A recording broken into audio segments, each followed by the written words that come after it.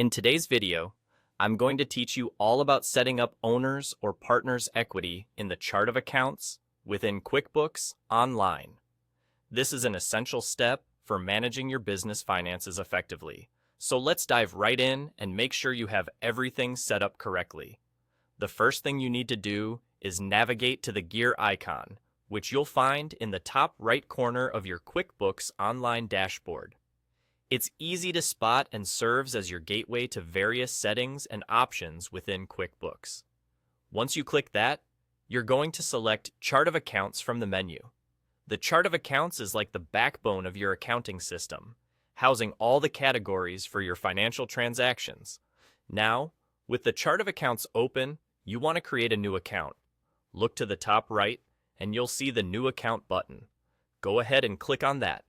Here is where you'll be setting up your owner's or partner's equity account.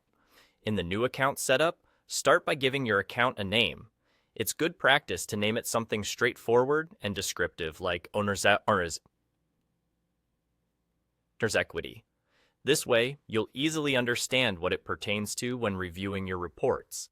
Next, you'll need to select an account type. In this case, choose Equity.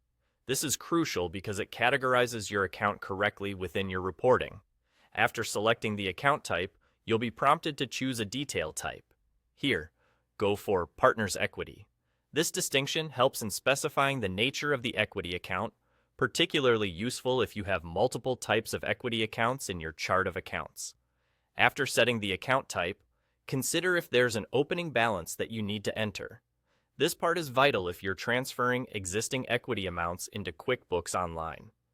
Enter the correct amount and the date when the balance is applicable. This ensures your records stay accurate and up to date from the onset. You also have the option to add a description to your newly created account. This field is useful for noting any specific details about the account, which can help provide context or remind you of the account's use when others view this record.